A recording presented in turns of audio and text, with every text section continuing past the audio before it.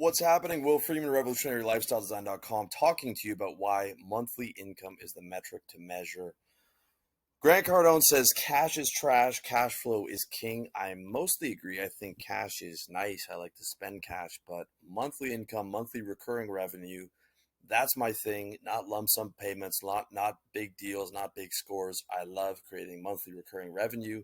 I love creating business systems that or optimizing current business systems to make more monthly recurring revenue. I hate starting the month at zero. I hate solely relying on hunting. I love to have that, what I call farming income.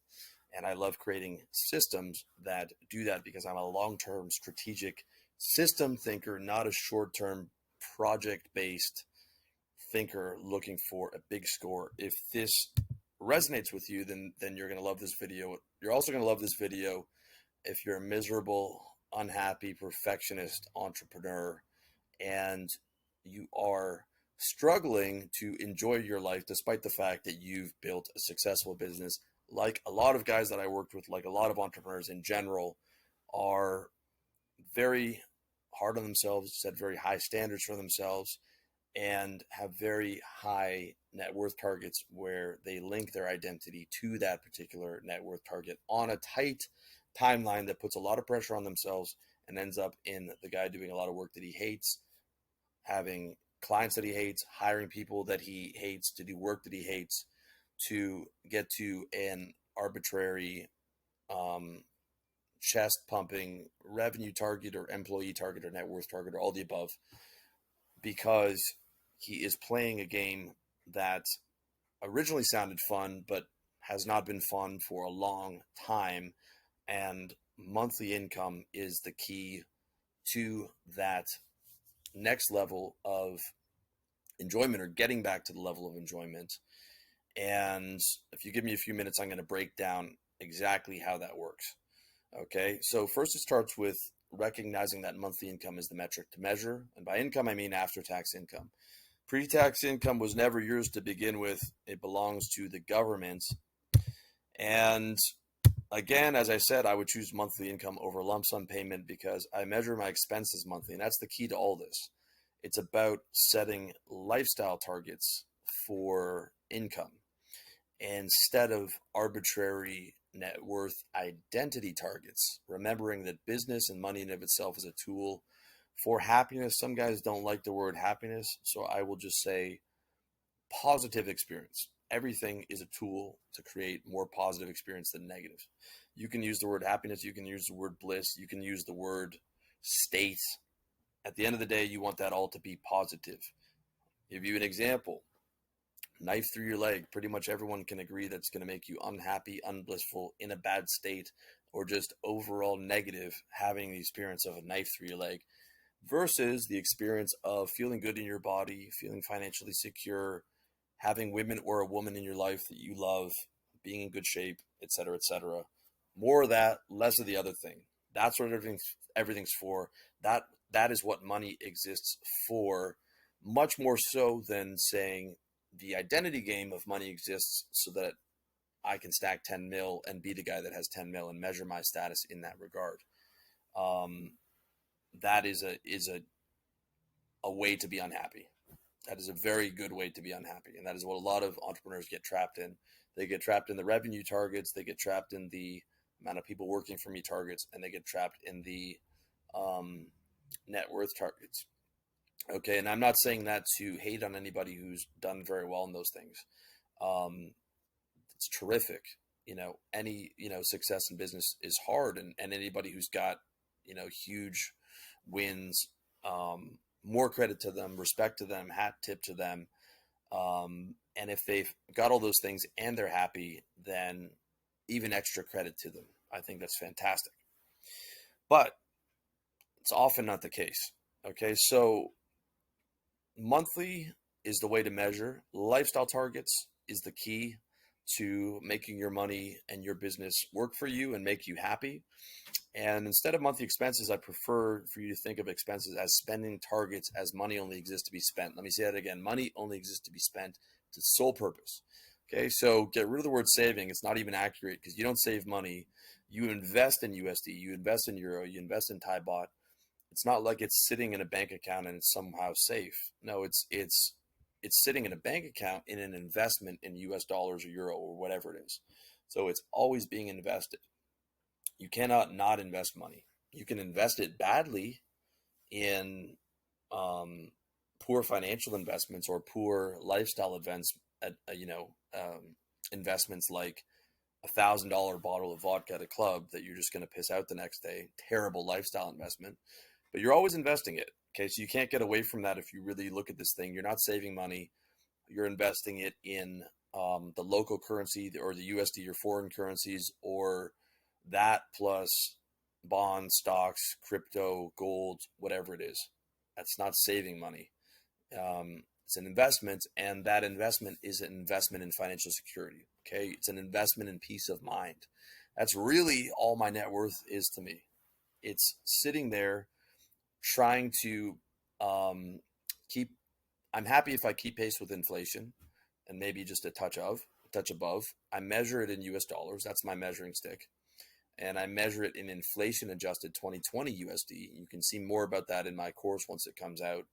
I've got a lot of game on how to actually properly measure your net worth, because most guys are trying to measure their net worth in a measuring stick that's constantly inflating or deflating. So it's important to tie it to a specific year, but I digress. That's a separate point. So savings not accurate, and my net worth exists for me as basically I want to be able to keep that number, to increase that number, to keep pace with inflation, but ultimately it really only exists as runway in case there's an interruption of income, because I'm very, very big on not spending more than I made that month. And that served me very well over a long period of time. And it's quite easy because I'm not about to buy property. I'm not interested in buying a Lambo. If I'm going to buy something, it's going to be a motorbike, which I can buy from what I made that month, plus still meet all my expenses and not go into the negative. And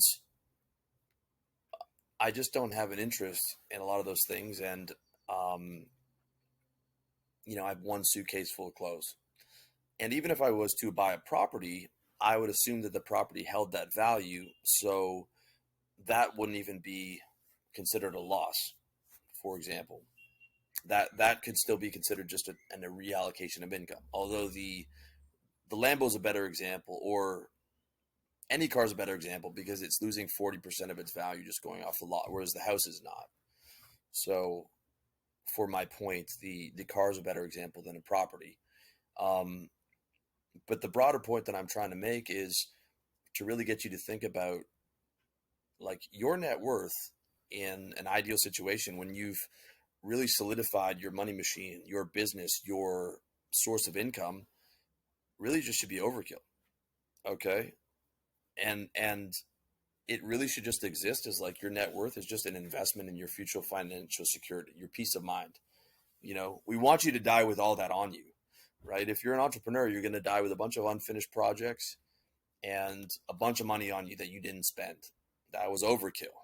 That's what I'm saying when I'm saying your net worth ideally is just future financial security. It's there, but its purpose is peace of mind. Its purpose is peace of mind, but ideally we don't spend it. We don't spend it. We don't have to use it to cover a loss from that month because there was an interruption in your income, because the money machine we created for you is really solid. All right. So it's not saving, it's an investment in peace of mind or your future financial security. But, and this is a big but, and I like big buts and I cannot lie. I actually even wrote that into the notes here, as you can see, because I'm doing a screen share video because they didn't want to have to print all this stuff up and try and maintain eye contact with you guys and read it off of this. And I'm going to be doing more of these screen share videos in the future, if you don't mind, and if I don't get a bunch of bad comments. But even if I do, I'm still going to be doing them because I want to be able to read all this stuff off and give you kind of concrete information when I need to. Okay, so it's a big but. Your entire net worth is only relevant if there's an interruption in your income. Now, there's a few caveats to this, which I'll get to the end of the video, but ultimately that's the truth. So let me explain that to you. So let's say you've got 500K, 100K, a mil in net worth. All right. that you've accumulated, and you've built a hedge between cash and, other investments that ideally keeps up with inflation.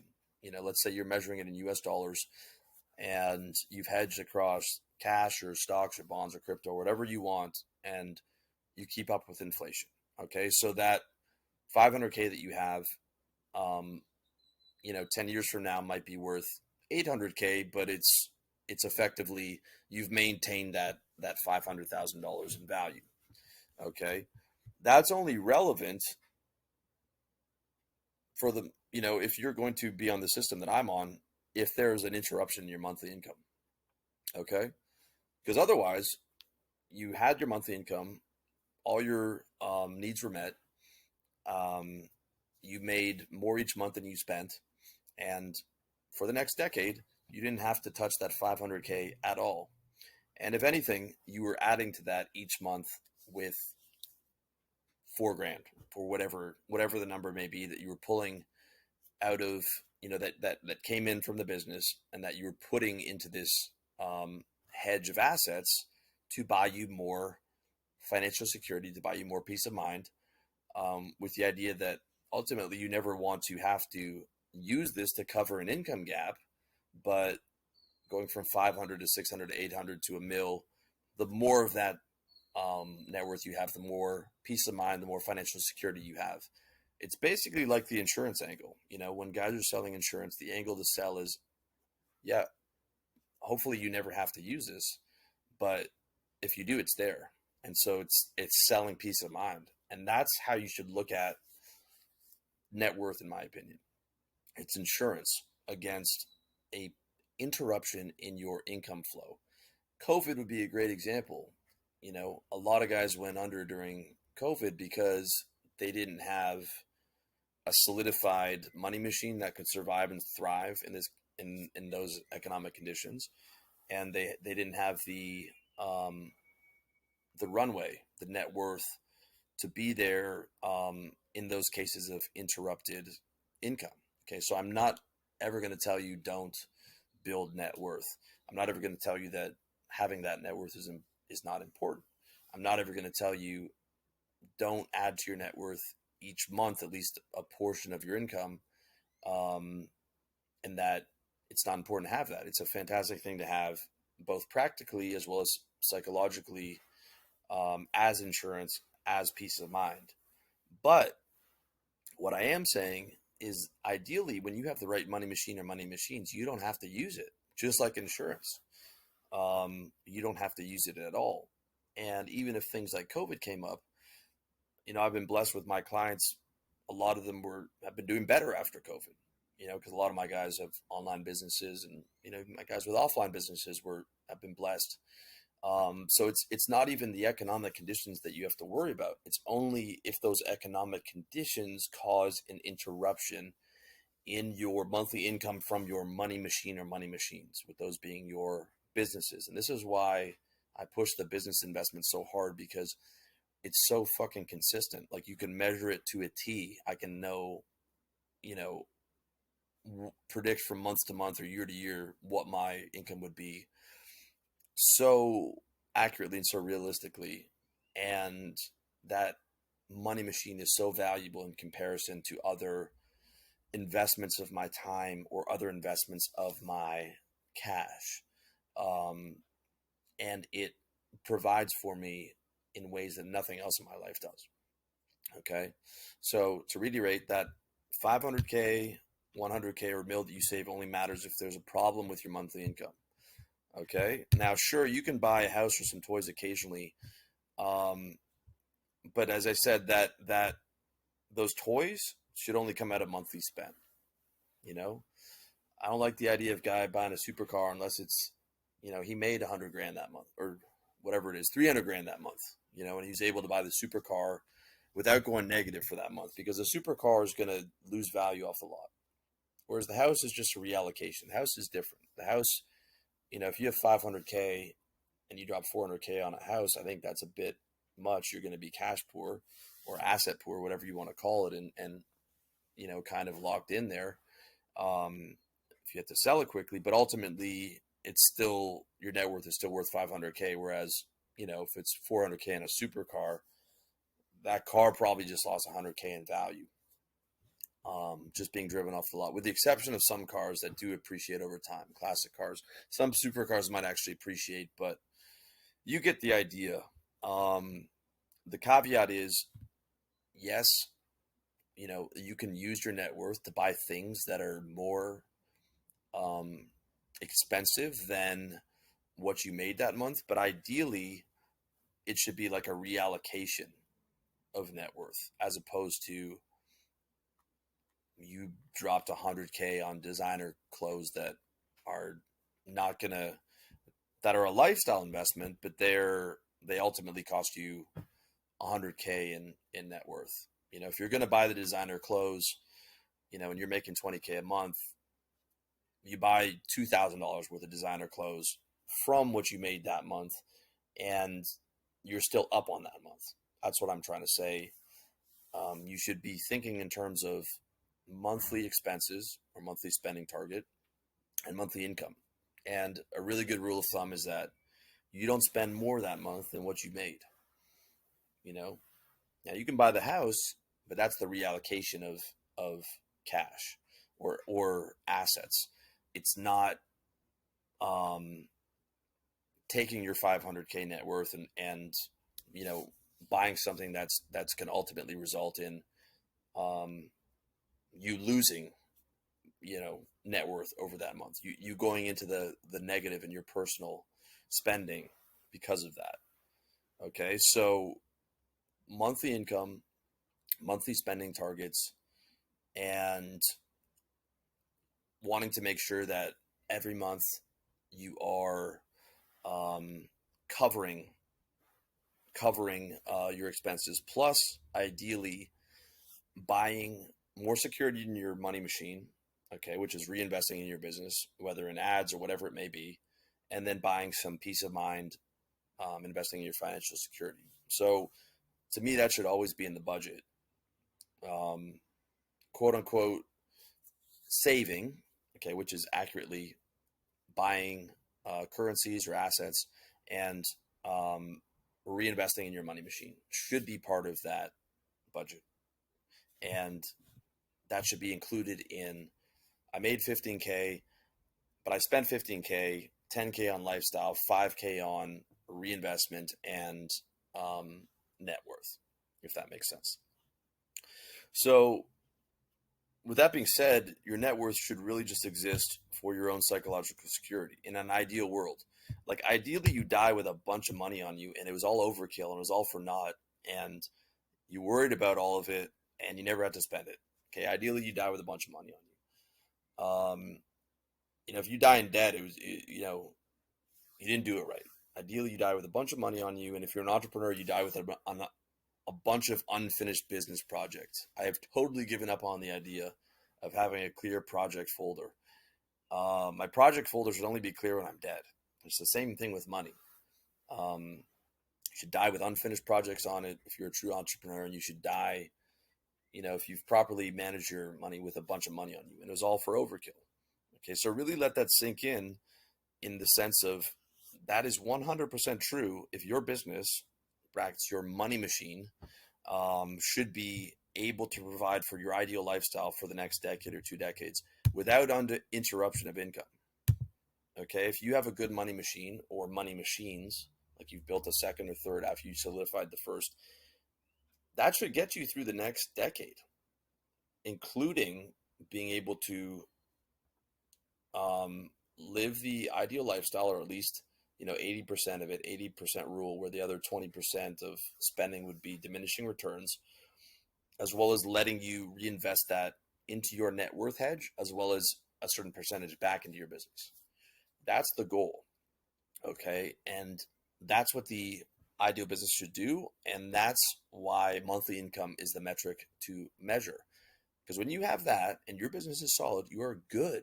Like, you might be good right now. This might be the most important video of mine that you watch, because I just enlightened you the fact that if you could remove the net worth identity, if you could lower your expenses or geo arbitrage your expenses to a cheaper country and move remotely, and you have 500K stacked up or whatever it is, maybe even 100K, you could be good for the next decade, with your 15K coming in from your business per month, your after tax 15K. You could be good. You could be super good in Asia.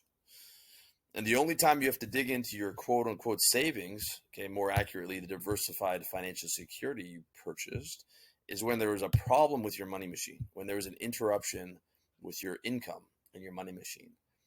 Not even an economic disaster like COVID, for example. A lot of my guys didn't have to dig into their savings at all, by the grace of God. And I'm not trying to rub that in anyone's face. If COVID was hard on you, I feel for you, man. But what I'm saying is even an economic disaster with the right money machine, you can prosper. And it's really only the interruption of income that's important. Many guys that I've worked with have not had to go into their reserves for a decade or decades. I've worked with guys who are multimillionaires in their 40s and they've been rich since they were in their 20s. And they haven't had to go into saving, quote unquote, net worth at all in that period. 20 years of uninterrupted income. And it's the case with most successful guys. If you look at the Forbes 500, they just built one company, Apple, Microsoft, Berkshire Hathaway, and it was profitable. It was profitable either every month, or if the company wasn't profitable, at least they were making their salary. They were making their salary plus what they were getting from dividends to live their ideal lifestyle. And that was more was coming in than what they were spending. And this is the case of a successful business, like, should not be losing money yearly, should not be in a losing year, should not be in a losing month. If there's a losing month, it's like, stop everything. Let's figure out what happened here. Okay. Unless you're a startup and you got a bunch of VCs that are going to buy into you and sell it to the public. You sell your unprofitable WeWork company to the public, sorry. Or you're too big to fail bank and you can do whatever you want and take your $30 million in bonuses because the government's going to bail you out. But if you are an actual entrepreneur who's not betting on an IPO or a bunch of VC money or a government bailout, if you're losing money, there's a problem. Whether it's 1 year or just 1 month, that's a problem. Okay, so a really healthy money machine should be able to survive and thrive under all climates for decades. And if there is an interruption in income, it shouldn't be for more than a couple months, and you will have plenty of runway to deal with.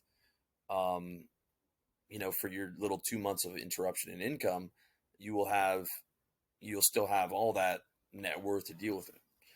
So what I'm trying to do is I'm trying to make you feel a lot better about your present financial situation, or your, near future, midterm future financial situation, with the idea that as long as you build the right money machine and continue to invest in it, you're good. The net worth was just insurance that you never used, and you die with it on you. You still keep adding to it. You still keep buying that peace of mind, but you die with it on you.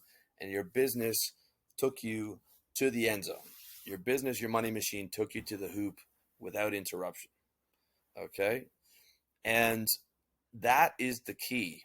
That's why I want to make the case for measuring monthly income and monthly spending targets, and deciding your ideal business income from there.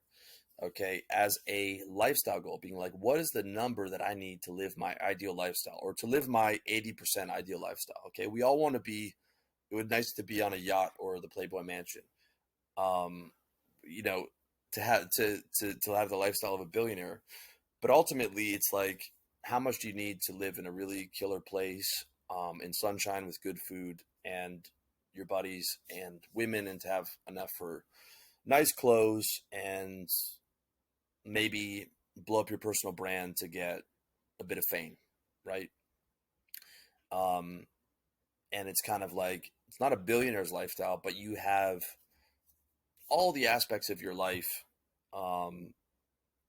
on a good level, on a level where you're really feeling like you're able to enjoy your net worth and you're not lacking for anything. You're like, okay, it would be nice to have a yacht or 10 Lamborghinis, but you've got a killer motorcycle, or you're throwing 600 for leasing a Range Rover and a drive, or 1,500 for a Range Rover and a driver, whatever it is. You're not feeling a lack of comfort. You're not feeling a lack of anything really. So kind of the 80% rule applied to lifestyle, with the idea that lifestyle targets are the key to happiness, and money is a tool for happiness. Not like that's the primary point, with identity, status-based identity on the amount of money you've accumulated as number two, and a very distant number two. The purpose of money is the tool for happiness. Some guys don't like the word happiness. You can say state, you can say experience, whatever it may be, with the idea like knife in your leg, negative experience, negative state, negative happiness. Everything we do is towards a positive experience. Okay. And having money, the primary purpose of money should not be for, I accumulate all this money that I don't spend so that I have status and I feel like I've competed and succeeded and base my identity primarily around the bunch of money I have, versus money is here for me to use to live an awesome lifestyle where I can have all the things I want, and I can also spend a percentage of that to reinvest in my business and solidify the money machine, as well as spend a percentage to buy peace of mind across a kitchen sink, which means throw everything in the kitchen sink at it, hedge of assets, from cash to bonds to stocks to crypto or whatever it is, enough to where you feel like you're going to keep pace with inflation. Your net worth will keep pace with inflation of, let's say, the US dollar. If the US dollar is your measuring stick. And again, all those advanced calculations are going to be in my course, which I promise will be released by the end of this year. Okay, so back to the point, with many guys I know, worked with, have not had to go into their reserves in a decade or decades. I've been blessed in that regard as well. And if you're still with me, I want to make the case, and that's the case for measuring in monthly income and monthly spending targets, and designing your ideal business income from there, as opposed to what a lot of guys do, a lot of entrepreneurs do, is kill themselves doing what they hate to hit a net worth target that is tied to their identity. For example, I need to be worth $10 million by this age to feel like a success, and if I don't do that, I'm a fucking loser. As opposed to, all you have to do is, let's say, for example, $15K per month for the next decade, and live like a king in Southeast Asia or Eastern Europe, which is where most of my friends live. I'm currently in Mexico right now, but we'll be heading back there, without ever having to touch your cash/asset reserves. And you can spend $8K per month. And you can live in a $4K per month warlord villa in Bali. If you don't believe me, look it up. Look up what you can get with a maid, assistant, cook, food delivery, and spend another $4K on food, drink, dates, travel, motorcycles, clothes, other lifestyle investments, while still having $7,000 left over to reinvest in your money machine, which is your business, or in the future security of your money machine, or to add to your hedge of cash or assets. Meaning you can buy more USD, baht, euro, crypto, bonds, whatever that might be. If you want to see my opinion on crypto, you can watch a couple of videos that I did on that. As of the time of this publication of the video, crypto has been on a real tear, and some of my guys have made a bunch of money on that. My perspective stays the same. When money is pulled out, it is going towards a hedge across a bunch of different asset classes. I might choose to include more crypto in that hedge, but ultimately my goal is just to keep pace with inflation. But what has made me wealthier, I should say, let's just say comfortable, and what will continue, God willing, to make me comfortable in the future by the grace of God, is to invest in money machine or money machines. With the future money machines that I would invest in would probably be high margin businesses run by clients of mine, where I'm understand the business deeply because I'm doing coaching with them, and or other guys in my network where I know that it's a really capable manager who's going to be ethical, and I'm going to get my percentage or my dividend or whatever that might be. All right. So ultimately, it's the money machine or money machines that have got me here and that will continue to get me to where I want to be, with the exception of the money I made as a trader in my early 20s, in arbitrage opportunities that don't exist anymore, and which was gambling. But we were able to make money based on arbitrage opportunities. So we took what would have been gambling and built little systems around it that lasted not too long, but we had millions of dollars from our company in buying power. But I haven't traded since. I don't gamble with my money whatsoever. All I do is pull money out, put it into a kitchen sink hedge across multiple asset classes where I'm just trying to keep pace with inflation. I now measure my net worth in US dollars. I used to measure it in Canadian dollars. I've been an international citizen since 2014. I measure in US dollars. My only goal is to keep pace with that. Inflation, I expect to rise based on the printing of money in the future. My goal is to keep pace with that as long as I'm using USD as a measuring stick. In the future, it might be euro, it might be won, it might be, I don't know what it will be. I might be using a different currency to charge clients. Whatever that world reserve measuring stick is probably what I will be using. But for right now, it's USD. And then I tie it back into the 2020 inflation adjusted US dollar. And I'm going to be doing that for the rest of my life, or until I switch over to a new measuring stick, so that I know what I'm measuring at against inflation. And so I still have a sense of the value of that money.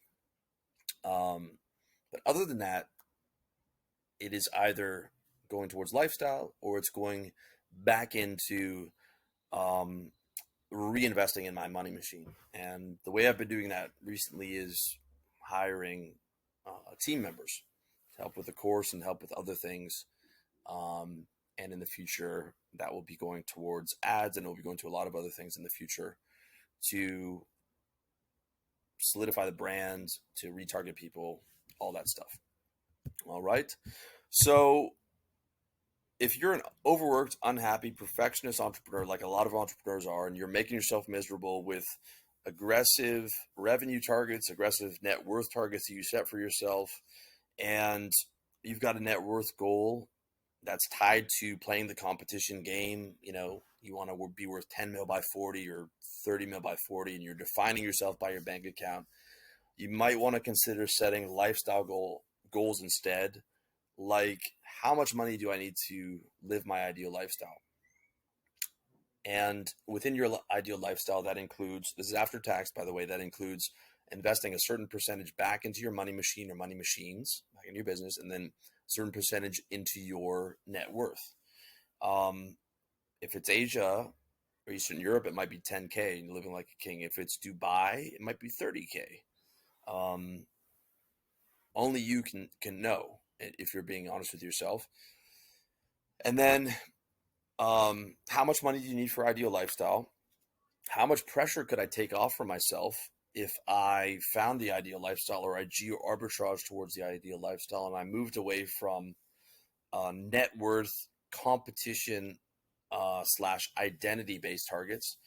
And if that's the case, how much shit that you hate could you either stop doing or completely, or delegate? And how much financial fear could you lessen by knowing that all you need is one good money machine to pay for your next decade? And net worth only matters if you choose to make it part of your identity game, or there's an interruption in your income. Okay, you could have a 6-figure business, 8K a month, and live in Asia for the next decade, assuming, for point of theory, the same arbitrage that we're getting between USD and Thai baht, or whatever the currency is, which I'm sure will be worse 10 years from now as the Asian currencies rise and the US dollar devalues. But let's just assume that arbitrage opportunity, that 8K a month is a fortune over there. That's enough to live very well, live in a great place, maid, chef, all that stuff, dates, travel, everything. Okay, for 6 figures after taxes.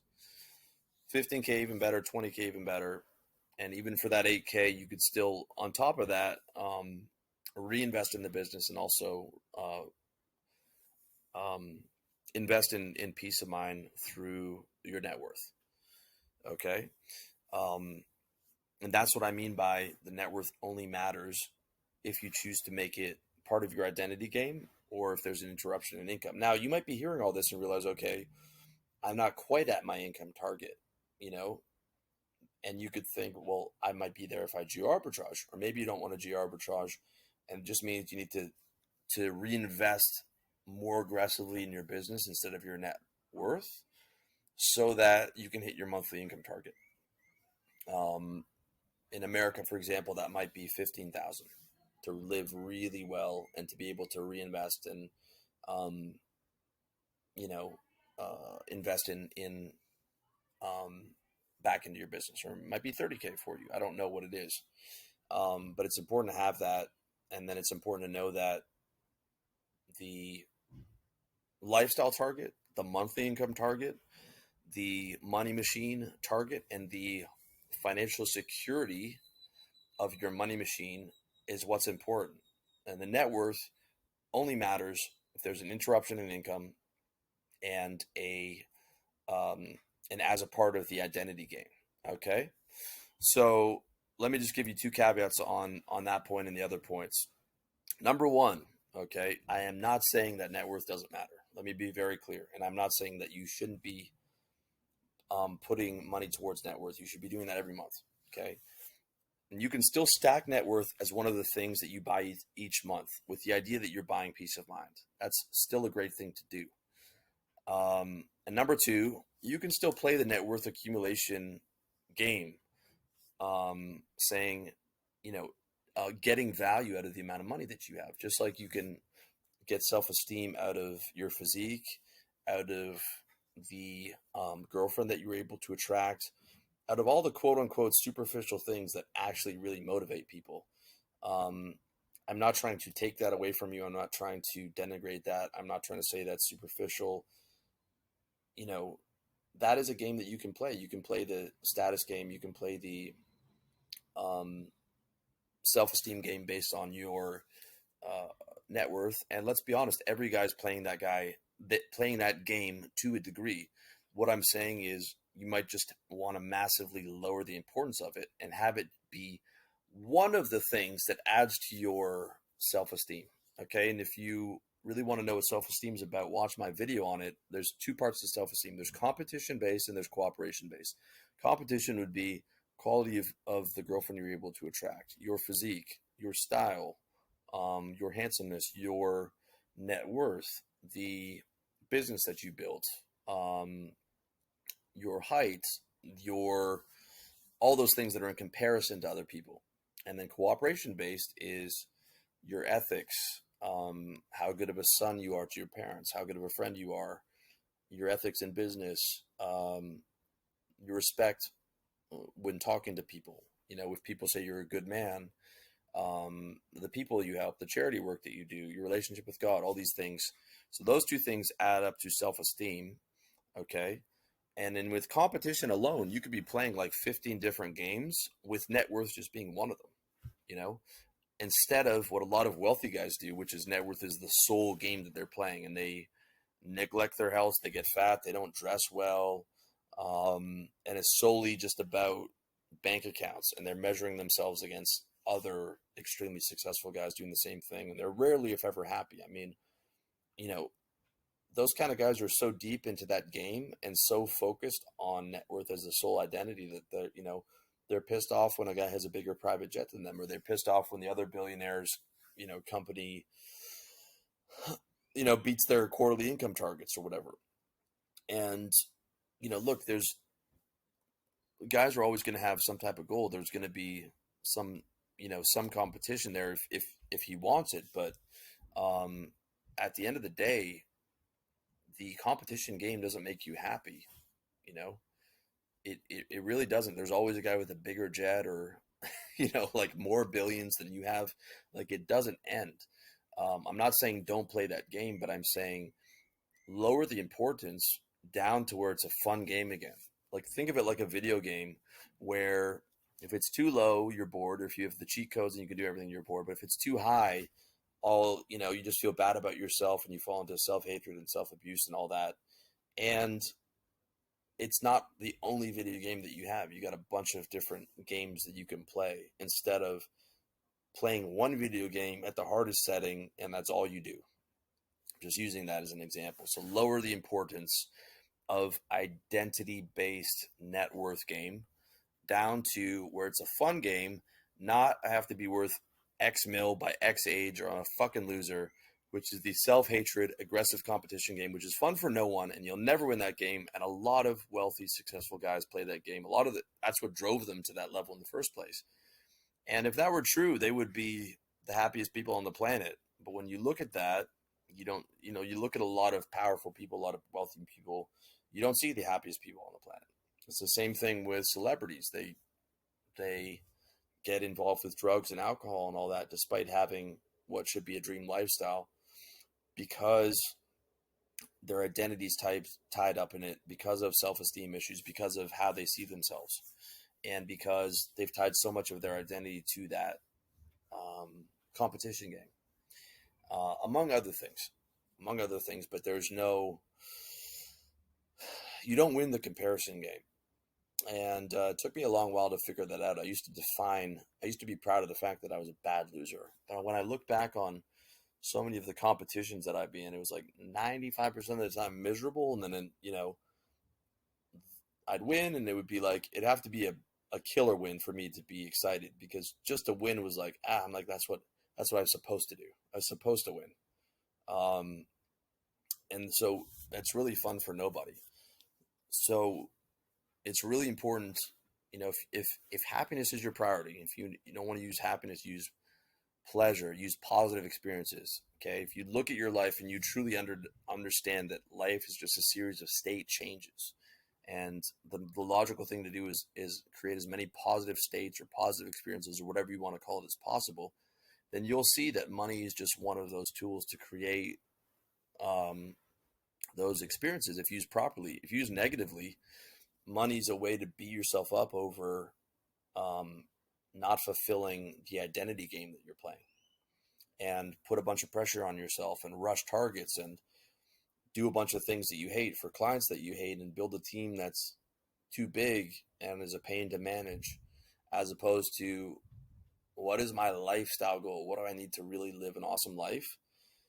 And maybe only work 4 to 6 hours per weekday and have that as the goal, and make your 20K or your 15K or your 30K or whatever it is, but then still continue to play the net worth game, still just with lesser importance, still stack towards that, but with lesser importance. And if you truly internalize that, I'm hoping that someone watching this video has a massive revelation, whether it's giving yourself permission to set lifestyle targets, whether recognizing that you don't have to base your identity on net worth, or you can massively reduce the importance, or even better, whether this video enlightens you that you're good, that you're going to be okay because you have a solidified money machine and you have 500K in the bank, and that financial security that you've been longing for doesn't have to be in some distant future. You might have it right now. And so a lot of these things were revelations for me and for my clients, and I hope it was the same for you. If you want help with this, if you want some personalized coaching with me on this, among other things, check me out, revolutionarylifestyledesign.com/coaching.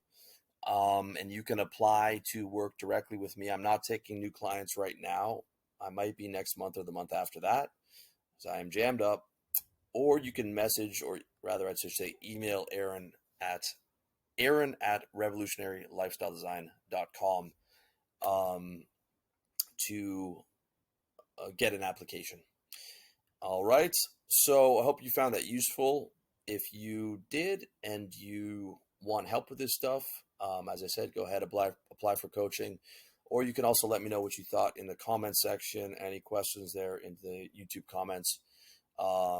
Appreciate you. Much love to you. Hope you found this useful, relevant, and hopefully you had a revelation with this video and you're able to see why monthly income is the metric to measure, why lifestyle targets before identity targets are the move.